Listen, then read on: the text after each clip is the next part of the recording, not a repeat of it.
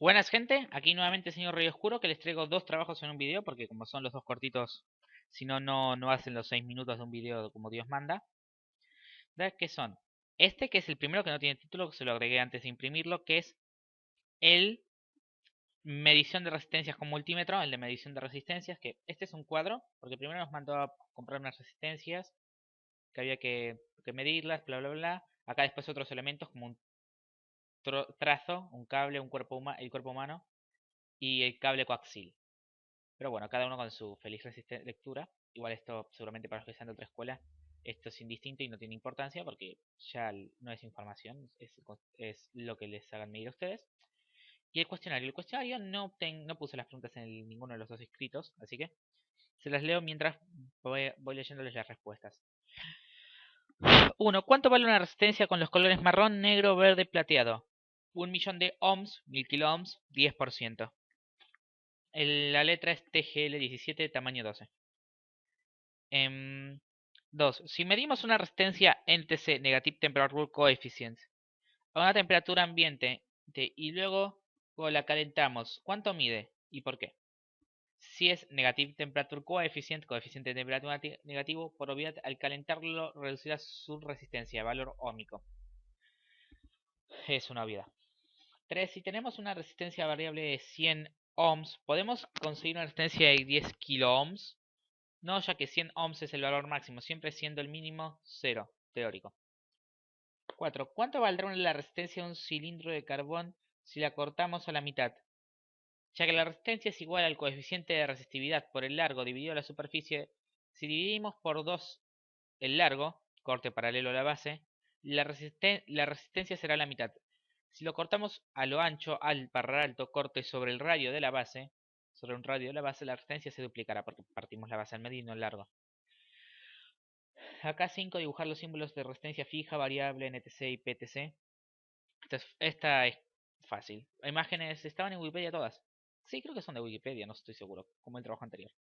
Tampoco que sea algo muy complicado. 6. Si una resistencia de 10 ohms y medio watt le aplicamos 10 voltios, ¿se quema? Sí. ¿Por qué? 10 voltios por 10 voltios, 10 voltios cuadrado. E cuadrado sobre R forma una fórmula de potencia. Sobre 10 ohms es igual a 10 watts. Por ende, sí, 10 voltios al cuadrado se escribe como multiplicación por falta de signo para indicar la potencia. Lo hay, pero nadie lo va a reconocer. Aparte no me acordaba cómo se escribía en ese momento. Una resistencia variable... perdón. Si te escribo los colores de una resistencia de 511 ohms y 5%. El código de color es .7. El código de color no admite 511 ohms. Lo más cercano es 510 ohms, 5% verde, marrón, marrón, dorado. 8. Una resistencia... 8. ¿Qué es una resistencia variable? Una resistencia variable es aquella que permite modificar su valor entre cualquier valor analógico. El digital utiliza una serie de puntos intermedios entre su valor nominal y, en general, 0, teórico.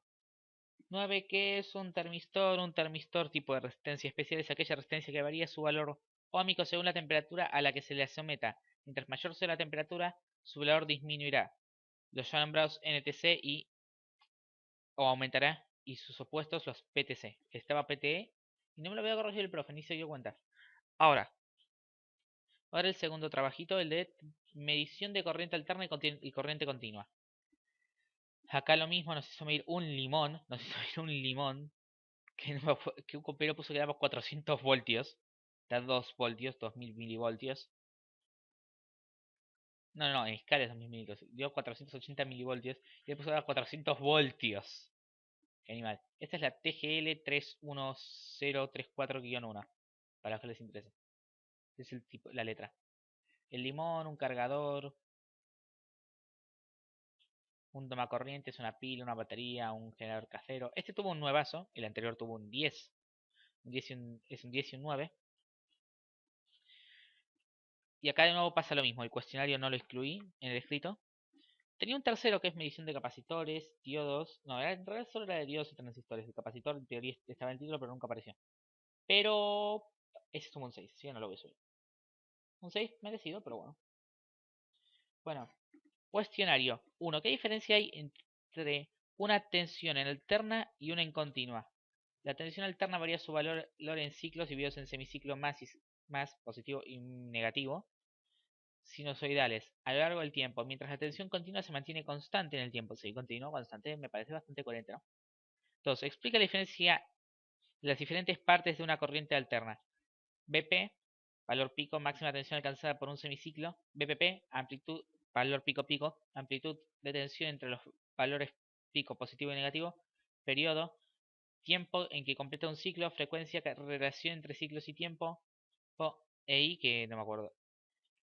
EI, tensión media en cualquier punto del ciclo. Tensión media en cualquier punto del ciclo. Es tensión efectiva, creo que se llamaba. Esta. No, tensión eficaz a lo que se somete el circuito y es medida por el multímetro, además de usarse de referencia. La I, ay Dios. Sé que la... Ay Dios, cómo no me acuerdo lo que son las cosas. Qué momento ridículo. Pero sí, EI no me acuerdo qué decir, francamente, no importa. O sea, me acuerdo que... Ah, ya me acordé, es la tensión... Que importa el ángulo alfa, es la tensión medida con el ángulo... con un ángulo del sinusoide. Esto es mucho más teórico. Que lo que importa, que se calcula con ángulo alfa y con tensión pico, si mal no, sí, con tensión pico y con ángulo alfa. La tensión media de semiciclo, la resultante de ubicar todo el área de un semiciclo en un rectángulo en la representación cartesiana. La resistencia media total obviamente va a ser 0. 0. 3. De ejemplos de generadores de corriente alterna y corriente continua. Y corriente continua. Corriente alterna, generador industrial de electricidad o casi todo generador basado en la rotación, puesto que aunque es posible que estos sean de corriente continua, lo normal es que produzcan corriente alterna. Corriente continua, baterías, pilas, paneles solares. 4. Y este es el único punto que corrigió, porque todo lo demás también está perfectito. Es, ¿para qué es necesario medir una tensión en un equipo? Primero os leeré la respuesta y luego os leeré la respuesta del profesor. La respuesta obviamente es para saber a qué fuente está, debe estar conectado para medir la calidad del circuito, si esto concuerde con lo supuesto, para detectar tempranamente anomalías de funcionamiento y prevenir daños importantes para conocer sus efectos en la red eléctrica.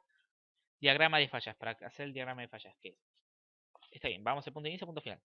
No anda, pero vamos a ir haciendo puntos intermedios hasta encontrar, hasta que ande. Y entonces ahí descubrimos dónde no andaba. En realidad es el revés. Entonces lo acercamos, el punto, y después decimos, bueno, nos vamos a ir alejando hasta encontrar dónde está la falla. 5.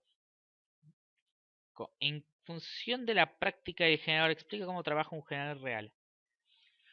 Se conoce que un generador funciona de la interrupción de un campo electromagnético mediante un conductor con dos extremos, que obtiene carga al cortar las líneas magnéticas, así los extremos tienen una polaridad variante según la posición del conductor, cosa que no se nota en el experimento, puesto que lo que se mueve es el imán, además de ser mediciones muy esporádicas para notar el fenómeno. Si los extremos están conectados siempre al mismo extremo del circuito o van rotando a medida que cambia, ya su polaridad determina, a medida que cambia su polaridad determina si el generador produce corriente alterna, donde la posición del circuito no depende de la polaridad, o continua, donde sí depende.